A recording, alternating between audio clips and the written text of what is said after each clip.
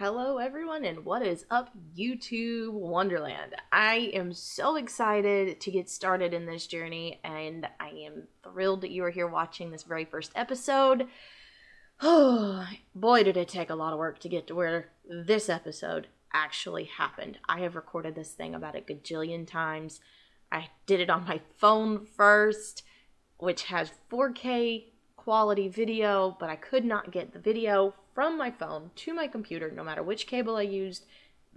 The file didn't even exist for some reason, so I couldn't do it that way.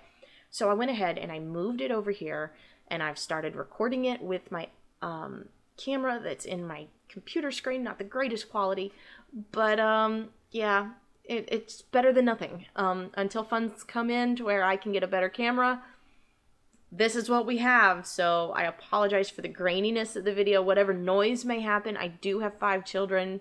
I do have a Great Dane. Noise is gonna happen, so I'm gonna try my best to keep it to a minimum. I've told them to stay outside for a little while. We'll see what happens, but you know, life is life, and especially life as a mom of 5 who are very energetic and have a lot of spare energy, enough to run a whole stinking country. So, like I said, I'm going to do my best to make sure that the quality of this video is going to be as best as it can be. I've got a good microphone here, which does really good. I've got my ring light for good lighting. So we're going to do our best to make this count for everything that I need it to be, even though the graininess of the video is really going to bug me. But I hope you guys will understand that I tried other alternatives and it just didn't work. So today we are really just going to dive in. There's the Great Dane. Today we're going to dive in on who I am, why this channel, and why Earnestly Contending. So stay tuned, and I'm going to give you lots of info.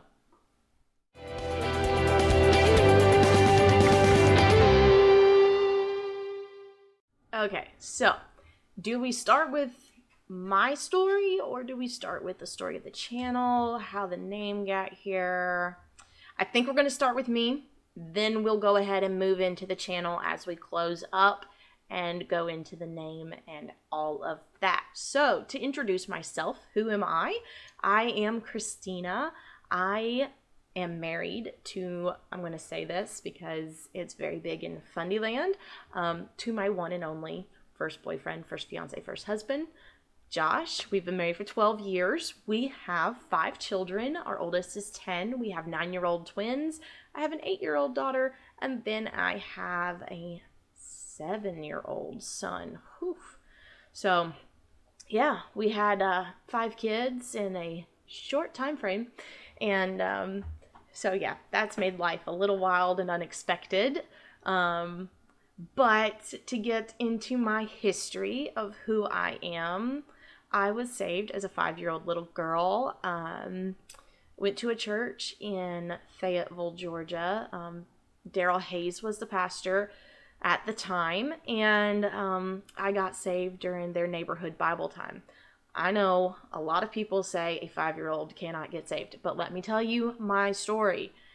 I was a very shy, timid, frightened little girl who, personally, I would believe it on the level of I had some emotional abuse, maybe even some mental abuse for a little while. My grandfather, before he got saved, was a very mean individual. He drank a lot, and he was not the nicest person, and I seem to have taken the brunt of his meanness out of all the kids. So I was a very broken little girl, but when I got saved, that shell fell off, and I opened up, and my entire personality changed. I was a whole new person. I wasn't the little girl who, when you spoke to me, buried my face in my hands and cried and was terrified. I would smile at you. I'd talk back. I had conversation. And so there was a distinct change in my life at the age of 5 from when I got saved. And, you know, the Bible says, suffer the little children. And it also says that you've just got to have the faith of a child. That's it. That's all it takes. faith of a child to believe in Jesus.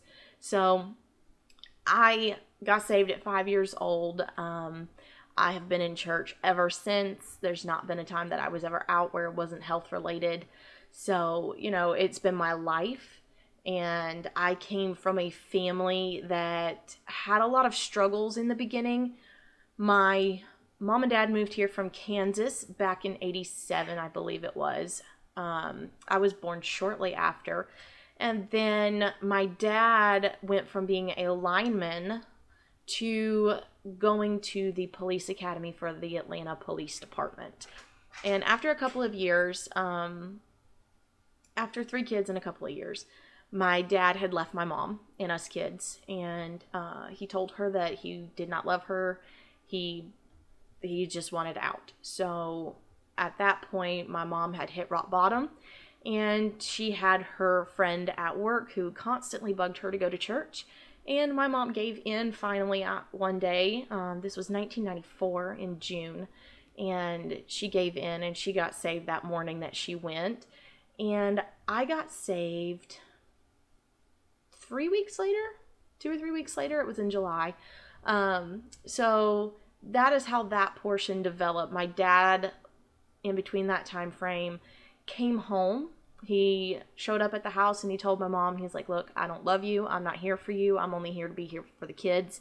That's it. That's all I'm here for. Well, with us kids getting involved in church and begging and begging and begging our daddy to go to church with us, he eventually said, he was going to go. Well, the Saturday before he said he knew he would end up going to church with us, he was in the garage and he knew that he was not getting out of that service without getting saved. He just knew. My dad was a bus kid in his early teenage years in Kansas. So he knew the plan of salvation. He knew what it was needed. He knew. And so he got saved that day in the garage, and he was faithfully in church. Their marriage restored. We were a family again. And so I think it was about 8 months later that my dad surrendered to preach. He started doing a local Bible college, and then he pastored his first church in 1998. And then after that point, the church that my dad pastored ended up being a deacon-run church, and we know what that can do. And my dad was a on-fire, late 20s, fresh-blooded preacher. He was ready to let it go. In his first church, he walked in and there was portraits of Jesus on the backs of the songbooks. And so he ripped all the back covers off. He took the portrait of Jesus out from the foyer and out of the pastor's office, and he got rid of them. And needless to say, my dad tried to push too much too fast on a congregation that was not used to this, not ready for it. And even in his own admission, he was too ambitious at the beginning, and they kicked him out after about 10 months. So his first experience at a church was not a glorious one, but a learning experience nonetheless. After that, we went back to our home church in Fayetteville for a little while until God moved us into another church. And I think it was 2001. And my dad pastored there for roughly 8 years, I believe. It was a very small congregation, very small church. The only teenagers in the church were myself, my 2 siblings, and like 2 other girls. I think about 2 or 3 years before we left, another family moved in, and their oldest daughter ended up marrying my brother. So, something good had to come out of it. But yeah, it was a really small church. And once we left, my dad, he told us, he was like, look, he said, God had written Ichabod on the door of that church a long time ago. And we would have done better to just sell the building, donate the money to a church or a cause that's doing something, and dispersing and going on our own way. He said he feels like that was somewhat of a waste of time for him because it was a dead church and it was just not growing. No one wanted to work. It was a terrible experience in a lot of ways, and it was a good experience in some ways, lots of learning. But okay, I'm trying to condense this as much as I can. So after that, we went to a big name independent Baptist church in the Georgia area. The pastor is a huge pastor, known nationwide. I'm not going to say the name, but that church helped me get some things taken care of spiritually. There were some things I was struggling with as a teenager, coming out of a church where I was basically alone. But God definitely used that church in a way to help me. It was while I was at that church that I met my husband. I didn't meet him there. I actually met him online. And boy, is that a conversation for another time. But anyway, we met online, not through a dating site or anything. We met through a website that a friend of ours had started, and it was called Big Baptist. And it was kind of like a Baptist Facebook, if you will. So we got to know each other on that. We talked a little bit, nothing serious, just a friendship. He had an audio ministry where he would send out CDs for free, and that was just something that was pressed on him to do. And so we met on there, we talked, we started building a friendship, and I later found out that he had been at a meeting that my dad had preached, because what we had found out is that we knew the same groups of people. We were in the same circles, and found out that we were possibly even at the same house at the same time years back because we had mutual friends. But anyway, he had seen me at a church where my dad had preached during a revival, and he told me, he was like, yeah, I was watching you. And I'm like, oh, that's not creepy at all. So he said he was watching me, but he saw the purity ring, another IFB thing. He saw the purity ring, and he automatically assumed I was engaged and talking to my fiance on the phone. So he got very disappointed and was like, oh, well, she's not meant for me. So, but he later discovered that I indeed was not engaged. I was single. And, you know, the friendship started to really grow. We met in person December 6th of 2008. And that was also another meeting where my dad was preaching. It was some kind of fellowship or something. I don't remember, but my dad was preaching the meeting, and I introduced myself, you know, hi, I'm Christina. Here's the face behind the typing. And so I talked, and I talked, and I talked, and he did not talk at all. He nodded. I got a few nods, but that was it. He's super quiet dude. And I was just like, okay, well, you know, this is never going anywhere. But we got in the car, and my dad looked at me, and he's like, so what'd you think about the guy in the tape room? And I was like, Daddy, I'm already on it. It's okay. I got this. When my dad makes a suggestion like that, you'd have to know my dad. He's not the type to just throw out that kind of thing of like, hey, check him out. No, not at all. So my dad, when he's like, hey, what'd you think about him? That confirmed it for me. I had already been praying about it, but that confirmed it for me that this was the dude I was going to marry. This was it. So let's fast forward to December 23rd of that same year. I decided to surprise him at their Christmas Eve service because Christmas Eve was going to be on a Wednesday that night, so they bumped it up to Tuesday. I surprised him at the Christmas Eve service with some Ghirardelli brownies and a card, I believe it was. And he was totally surprised. We went out to eat afterwards, parents involved, of course. Went out to eat afterwards, and we talked for like 2 hours. He actually spoke, like words formed into sentences. He spoke. So we had a great time. I ended up staying up till 4 o'clock in the morning. I could not sleep because I just had it on my heart that I needed to pray for him. And I didn't know why, but I stayed up and I just prayed and prayed and prayed. I didn't know what he needed. I just knew that I was supposed to pray for him. Well, I found out the next day on Christmas Eve that he had been up until 4 o'clock in the morning praying for peace about starting a relationship with me because it was on his heart. And he was struggling because he was afraid of rejection. He was afraid I'd say no. And he was just wanting confirmation and peace. in the relationship and getting it started. And so that is so cool to me, how we both connected in that way at that time. So we started a relationship on Christmas Eve of 2008. On January 31st of 2009, we got engaged. And on January 11th, 2009, we were married. So from meeting in person to married in 7.5 months. But, you know, it worked for us. When you know something's right, why waste time? So we didn't waste any time. So we got married. We're going 12 years strong, and I love him dearly. He is the best thing in this world. And we are polar opposites, to be sure, but we get along very, very well. So we did have a courtship. We did not date. I say a lot, guys. I apologize. But our courtship was what you would think it to be, probably stricter than a lot of you guys have probably ever heard of. No private phone conversations.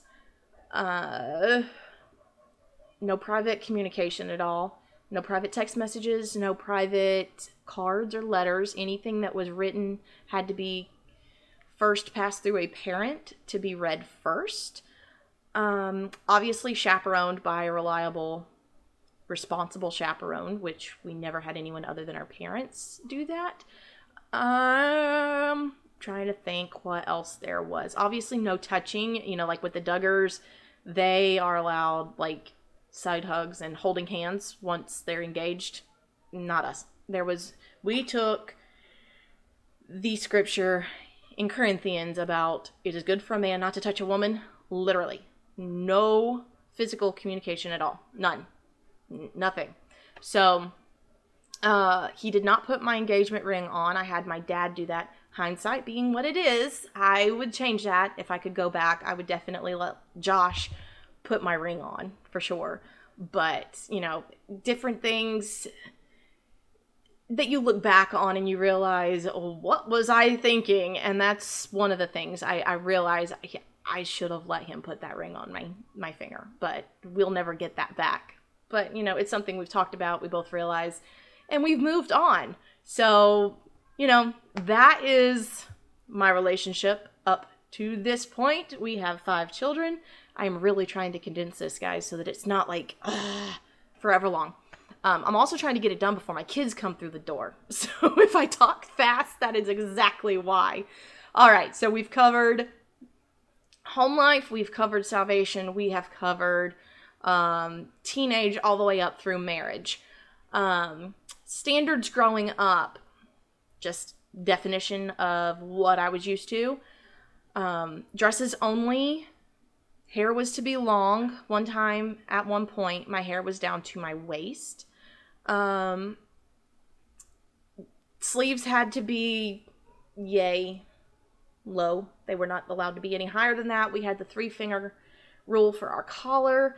We had the knee length. It had to be below the knee when sitting. Could not have a slit in it if it was below the knee. Preferably mid-calf was where they wanted them to be. Ankles, even better. Dragging the floor, holy. But that was the extent of what we were expected. We did not wear pajama pants. We were not allowed to do that. It was night shirts, or we had to make a sleep skirt for us because, you know, anything separating the legs was considered men's apparel. So nothing at all. Swimming, same concept. I was not one of those that was allowed to wear culottes. They were still considered material between the legs, therefore still considered a man's article of clothing and separating the legs. I think that's it as far... Oh, I was not allowed to have my ears pierced. They let me get my ears pierced at 19. I believe I was 19 when I finally was allowed to get my ears pierced. I was not allowed to wear makeup at all.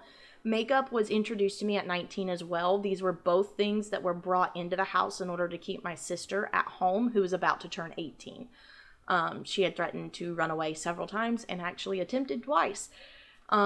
So These were efforts to keep her at home, and the only reason I got the benefit of makeup and earrings was due to my rebellious sister at the time. So, thank you. But anyway, we're going to go ahead and jump from that into my exodus and why we exited from the extreme IFB sect, if you will. We went to a church starting around 8.5 years ago that we bought into hook, line, and sinker. We were sold. It was amazing. It was emotional. It was camp meeting style. They hosted their own camp meeting every year. It was everything we thought we were looking for, and we were involved. We never missed anything. During this time, we had 3 kids. I was pregnant with the 4th.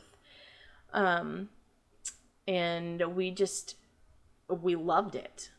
Fast forward a couple of years, I'm going to say 3 years almost. I started realizing that I wasn't doing well. Things were being preached from the pulpit that I was not able to do. And no, it wasn't conviction. It wasn't spiritual. It was the way they preached the responsibility of a wife was so overwhelming for me, because you have to realize everybody in this church only had 1, 2, at tops 3 kids. No one had the amount of kids that I had. And matter of fact, I don't think I know of anybody in that church that had 3 kids that were still young. Anybody that had 3 kids, their kids were already grown. So I was really the only one in the church that had young children, that had as many as I had, especially had as many as I had that close together. So I was struggling. I was trying to homeschool a kindergartner and start preschool. I had 2 toddlers. I was trying to maintain a house, keep myself look nice, make sure dinner was cooked and steaming and piping hot and sitting on the table when he walked through the door, trying to make sure he was able to relax the second he got home, because that's what a husband's supposed to do. Kick his shoes off, prop back in the recliner, and just rest. And that wasn't happening. He was coming home and I was frazzled. I was in tears. I didn't have dinner done. The house was a wreck. Kids were running around naked in diapers. It was a disaster, and I was fading quick. I was depressed. I struggled a lot. It really hit hard with me when I would go to church and he'd preach on what the wife was supposed to be, how the wife was supposed to be, what the responsibilities of the wife were. And of course, when you hear with the man, it's just go to work, earn your keep. Sorry, that was a dog. It was go to work, earn your keep. You don't work, you don't eat, and love your wife as like Christ loved the church. I mean, those were the responsibilities of the husband. That's all that was preached, is you need to work or you're sorry good for nothing. Go to church and love your wife. And that was it. But for the wife, it was so much, and it was expounded on, and it was in depth, and it was harped that if you weren't that type of wife, there was something wrong with you spiritually, that you weren't where God wanted you to be because you couldn't keep up, or you couldn't, we were held up to a certain standard where he would be my wife and he'd say this, this, and this, and my wife, this, this, and this, and she has the kids ready, she has dinner ready, the house is clean, she does this, she works an outside job, da-da-da-da-da-da. And it was hard for me to watch and see, and I'd get in the car and I'd cry, and I told him, I was like, I'm failing. If that's what I'm supposed to be, I'm a failure. And it hit me December of 2016, about halfway through December. I made a call to the local elementary school in our neighborhood, got information. I sat my husband down and I said, look, I've called. I've gotten as much information as I can. I think this is a good move for us. I can't do this anymore. I'm depressed. And I broke. I believe I had a mental breakdown at that point. I sobbed, and I was so disappointed in myself that I had to even consider putting my kids in school. And I was disappointed in myself that I couldn't keep up, that I was a failure, that I didn't have my makeup and my hair done when he came through the door, that I wasn't dressed. I was still in my pajamas. I still didn't have the house, I felt like a failure. And so he agreed, let's put them in school. And then we put them in school. They did well. And fast forward to January, I'm going to say mid to late January, I ended up with a positive pregnancy test. And we had already made the decision that we weren't going to have any more kids because I was in a point where mentally I was not good. Emotionally, I was not good. And we believed that for us, our 5 was it. Our quiver was full with 5. And coming from the background that we came from, it was you trust God. You don't prevent. You let God decide how many kids you're going to have, because some women never even get one. So how are you supposed to... Yeah. Anyway, so nothing against anybody that wants 10,000 kids. Not going to bother me at all. Not my problem at all. For us, it had come as a conviction of being a good steward. We would not have been a good steward if we had had more kids, because we needed to be able to accurately take care of the ones we had and invest in the ones we had. So when I got that pregnancy test, I was terrified. And I told Josh, I was like, it's very faint, but it's there. I see it. I've had it confirmed in my mom groups. They see it. So I was reeling, and I started having pain in my shoulder. And I remembered a friend of mine saying that was one of her big symptoms for having an ectopic pregnancy. So I messaged her and told her everything I was going through. And she was like, you need to go get checked out, like now. So I went to the ER, decided to get checked out. So while I'm there, they decide they want to do a CT scan to rule in, just check everything. I'm drinking the iodine drink, which is disgusting. That thing is terrible. So I'm drinking the iodine drink. I break out in a rash. They give me Benadryl. She walks out that door, and in 20 seconds, boom, I am full blown. I look at Josh. I said, I can't breathe. There's something really, really, really wrong. I can't breathe. And within seconds, I couldn't talk. I was slurring my speech. My jaw had completely locked. I could not open my mouth.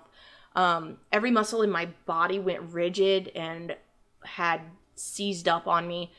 My heart rate was in tachycardia. I was in bad shape. I wasn't doing well.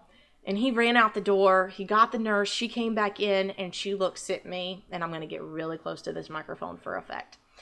She looks at me, and she goes, you need to calm down. I'm freaking out. I can't breathe. My chest hurts. I'm dizzy. I'm literally falling over. I can't move any of my bones, my muscles. I can't speak, nothing. And you're telling me to calm down. That didn't work. It didn't work. I wonder why. So the doctor comes in. He gives me some medication. He talks me down. He proceeds to tell me that I have just suffered from a massive panic attack, and that they are probably just sure it was triggered due to the high intense situation, and I was afraid. So, like I said, gave me medication. They did the CT scan. Long story, hopefully shorter. I was not pregnant. It was not positive.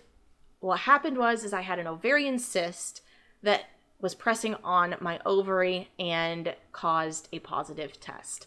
So, thank the Lord. I'm not saying that I wouldn't have loved another baby. I would have loved that baby just as much. But, thank the Lord, I was not, because I don't know that I could have handled it, and it probably would have broke me even more because of the fact that I was not able to handle it. My son just walked in, and he's toot-tooting, hoping not to make any noise. So after that point, I wasn't the same. Something wasn't right. I went into that situation already broken, and then to break even further in the ER from everything. I think it had all just compiled, the pressures from being that wife that I need to be, to being the disappointment for not being what I should have been, to the pregnancy scare, to all of it. I think it all just piled up, and then boom, panic attack. And like I said, I was never the same after that. Fast forward a few months later into April of 2017, I ended up at a birthday party. On the way to the birthday party, I was driving. I was in the middle of a 4-lane highway. Massive panic attack hit me. I hadn't had one since the one in the ER. But it hit me, and I had to pull over in the middle of traffic, switch with my husband at a red light, and pray to God no one got hit in the intersection that we were in, because it was a terrible intersection. And so we switched places, called an ambulance. Ambulance never showed up, so we took the kids to the birthday party. My mom watched them, and then Josh took me to the ER, where I had back-to-back panic attacks and was at the point of I could not even hold my body up. I was sitting crumpled over in a wheelchair, shaking, weak, muscles completely drawn in. I was in terrible shape, but I was not a priority because everyone there knew I was just having panic attacks. So I sat in the waiting room for hours while I had this. Anytime the wheelchair moved, another one would hit because of the motion sensory issues that I get with them. And so that started a whole spiral of events that I still deal with to this day. I have been diagnosed with generalized anxiety disorder. I have panic disorder. I have PTSD, and occasionally from time to time, depression will hop in and out. Depression's never been chronic for me. It's never been something that I struggle extremely deeply with, but it's still there sometimes. It'll, like I said, it'll hop in and out. So all of that is for context. I wanted to tell you all of that so you could know why I'm fixing to tell you what I'm fixing to tell you about the church that we were in. When it was discovered that I was dealing with anxiety attacks and that I had been diagnosed with an anxiety disorder and that they were putting me on medication, even though I'm not on medication, I can't take it. My body rejected it. I was not able to get on a medication to help me. So I am on herbal supplements. I've got herbal drops, and I manage it with coping skills and with exposure therapy. So that is what I do to deal with it. But, if you have to take a pill, amazing. I'm glad you can take it, and I'm glad they work for you. That is super strong of you to step out and do that, despite what anybody thinks or what anybody says. So thumbs up for me, guys. So anyway, when it got out that I was dealing with all of this, I was very open about it. I was posting about it on Facebook. I was sharing my story. I was trying to get advice from people because I had never dealt with this before.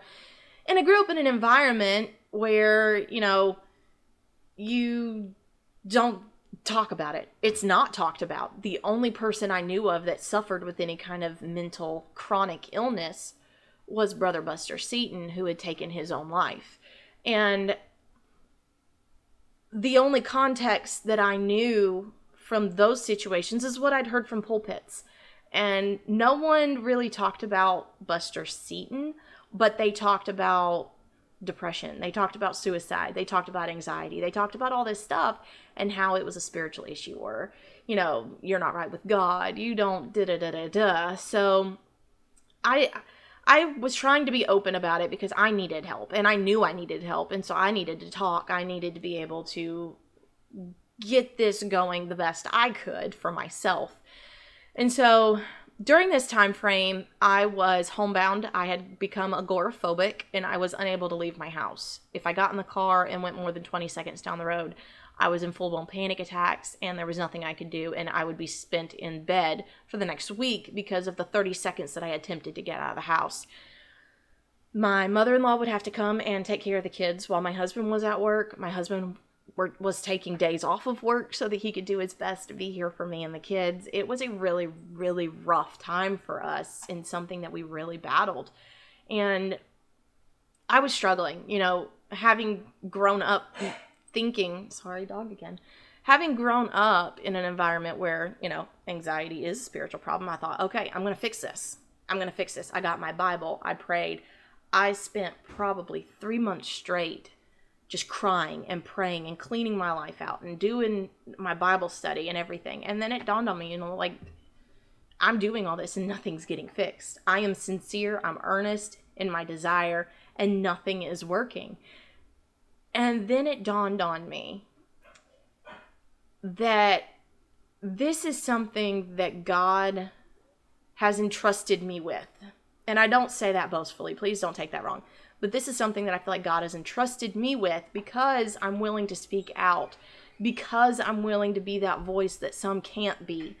I want to talk to people. I want them to feel comfortable talking to me. I want them to know that they've got a listening ear and a shoulder to cry on with me because I've been there. I know.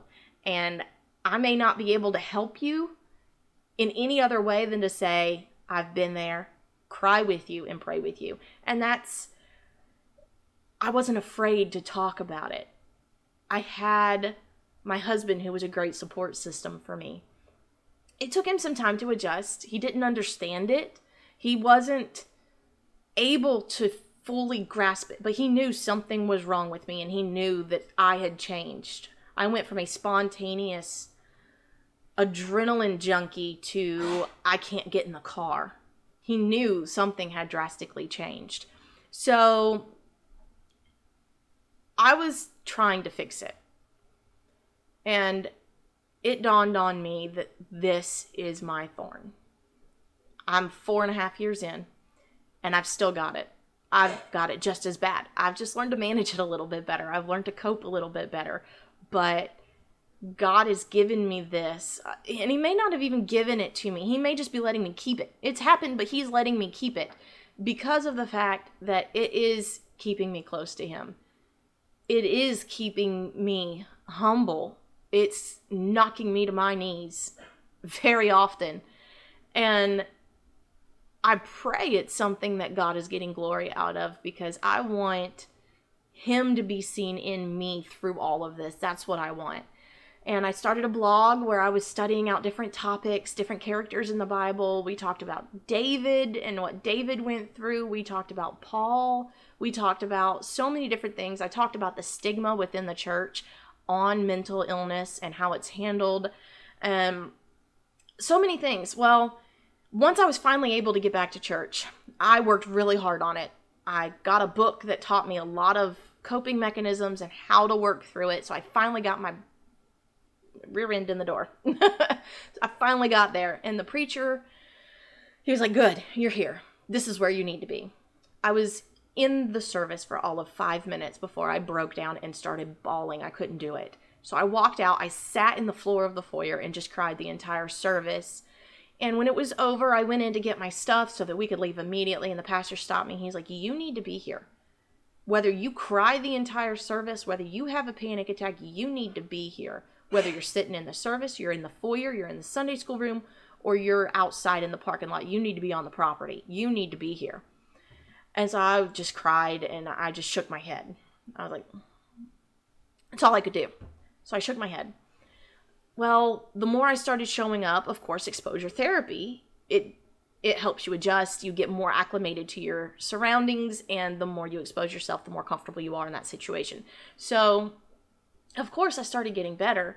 And then I started noticing in the preaching, it was getting very, very... And they knew who he was talking about because I was the only one open with what I was going through. And he started, if you've got anxiety, you're not trusting God. You can't trust God and have anxiety at the same time. It doesn't work that way. You can't have faith in God and still suffer with anxiety every day. It's not possible. So I'd get in the car and I'd be aggravated and I was like, he just doesn't get it. I don't know how to make him get it. This isn't anything I can fix. And it happened over and over and over. And then he made a blanket statement. Now, granted, he didn't know that I wasn't taking pills. But he made the statement. He said, if you have to take a pill to be okay mentally, you are not right with God. You cannot take a pill and be right with God. And I sat there and I was like, really? Are we really going here? So it was written all over my face, I'm sure, because I don't hide facial expressions very well. I'm pretty sure he probably noticed my face in the service. We sat only 3 rows back from the front, so I was right there. No one sat in front of us. We were the first ones in the pew. He had to have seen me. But we left that day, and I shook my head, and I got in the car, and I cried. And I told Josh, I was like, I just don't understand. I don't get where he gets these conclusions, where he gets this, because he would never tell anyone with high blood pressure, don't take your lisinopril. He wouldn't tell anybody with diabetes, don't use your insulin. He wouldn't tell anybody with a heart disease, don't use your nitro. He wouldn't tell that to them. But all of a sudden, because it's the brain, which is the most important organ in your entire body, when it gets sick, it's not okay to fix that. I mean, it's just how, why, what's the thought process on this? So anyway, I'm trying not to get into this whole mental illness bubble. I'm trying to work my way out of it. Okay. Anyway, all that happened. Trying to round this up into a conclusion, I decided I could not go back. I told him I'd had enough. I told my husband I'd had enough, and I said, I can't do this anymore. No matter how much I study here at home, no matter how close I'm getting here at home with my Bible study, I go there, and it kicks back. I'm not gaining ground here, so I can't go there. I will find somewhere else to go. You and the kids can go if that's what you need to do, but I need to get out of there. And so he agreed that it was a hostile environment for me, and we decided that we were going to visit around. I don't know how long it was before anyone even contacted us, asked us where we were, but the pastor finally did. He was like, where you guys been? What you been doing? Where you been at? I don't know.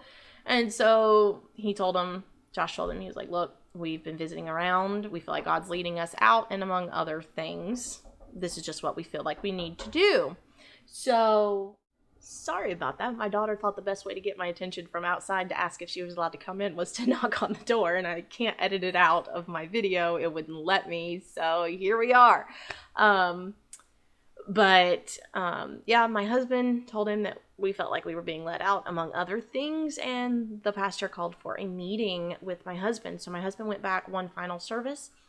They talked, and they did not come to agreement, needless to say. During that conversation, Josh was told that because I do not have a medical reason, they've not found anything wrong with me. They've done blood work. They have done CT scans to check my brain. I've had MRIs. Granted, that was not to check from anything. That was due to a concussion from jiu-jitsu class. But anyway, my brain's good. But I've had scans. They can't find anything medically wrong with me. They don't know why I am battling so badly with anxiety. But he was told that because they don't have a medical reason, that it's got to be spiritual. That's the only explanation, is that I am not right with God, and that I am spiritually a less than Christian because I have anxiety.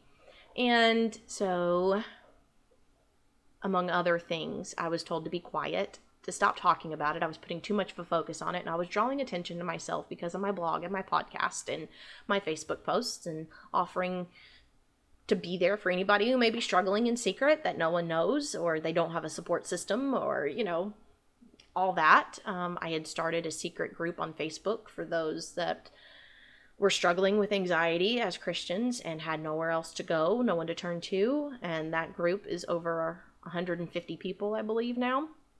So, there's a lot that I was willing to do that he didn't like. And so I just wasn't church membership material for there, I guess. But Josh came home, told me what happened. I gave my "are you kidding me" response, and we never went back. We have since found an amazing church with a pastor and pastor's wife who are super supportive. I have talked to them in depth about my situation, what I've gone through, where we came from. They are amazing, and I can't say enough good things about them. They are just simply wonderful people. And our church is amazing. I have such an amazing support system at church that on any given day, if I was to break down into tears, I would have women rallying around me and praying for me and asking if I'm okay and talking to me, which is not something I think I would have had without some layer of judgment at the other church, because every time I did they would tell me, you just got to pray it through. You just got to pray it through. Granted, I do pray during my panic attacks for peace, for grace, for strength to make it through it, but I don't pray it away. Anyway, so there is my story.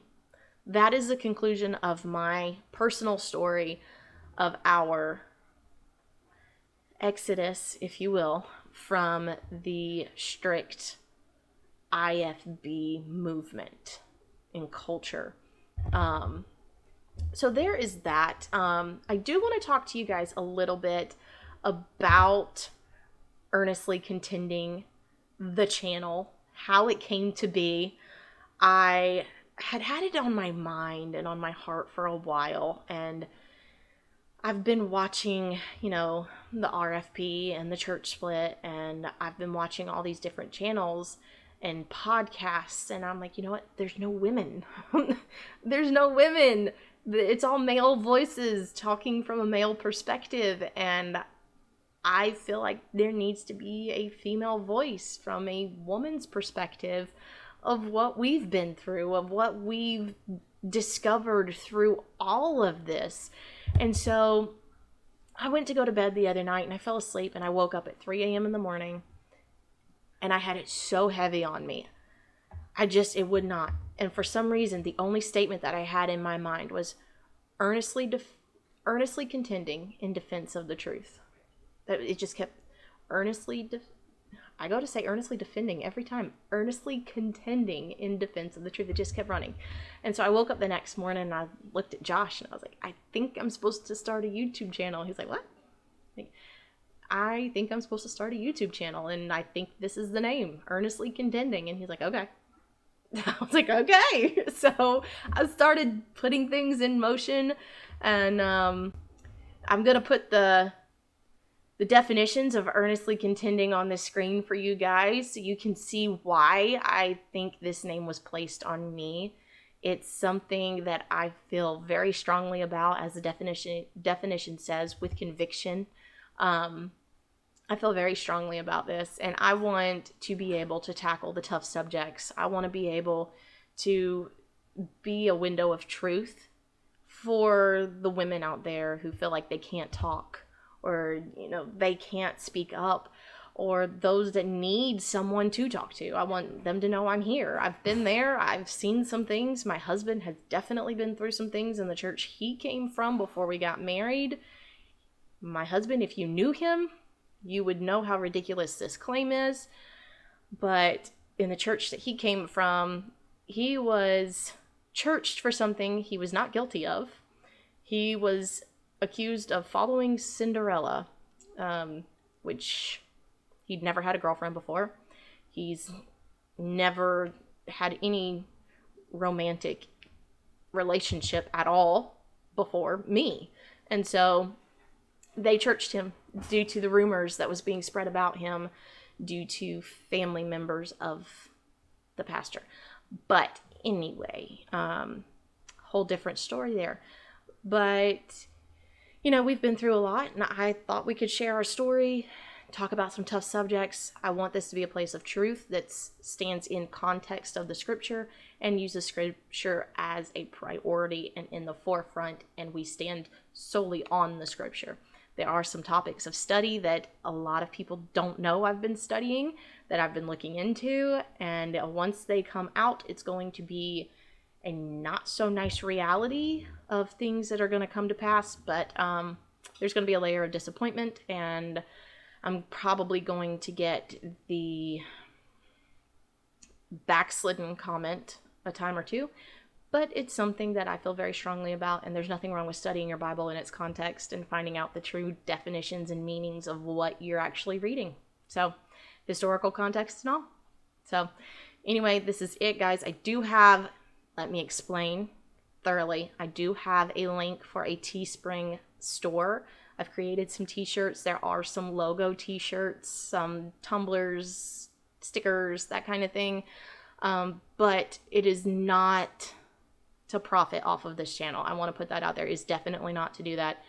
My husband lost his job back in December. He has not been able, he didn't lose his job in December. I'm sorry. He got injured in December and he lost his job in June. Was it June? I think it was June. He's standing right here. He's watching me. I normally don't have anyone watching me, but now he's peeking and watching me. But anyway, he lost his job in June, I think it was, and he has been out of work ever since. He's not able to go back to work. I have gotten a job, but due to my anxiety, I've not worked the last almost 2 weeks. It's been very difficult for me, so there's no income coming in. And I thought this was a way to be able to help him out, take some of the burden off of him. So if you feel impressed to buy anything, it would definitely help. I do get a cut off of the t-shirts and the products. So anything y'all are willing to help with would be amazing and greatly, greatly appreciated. You just don't even know. But I wanted to put it out there. I'm not trying to profit off of this channel at all. I'm simply just trying to find another avenue for income to help kind of supplement things while I'm out of work due to my mental health. So I hope this video, episode, whatever you want to call it, was helpful to somebody and that you guys will come back for more. I'm definitely excited to get this thing going. And I guess that's all for now. So we will see you next time.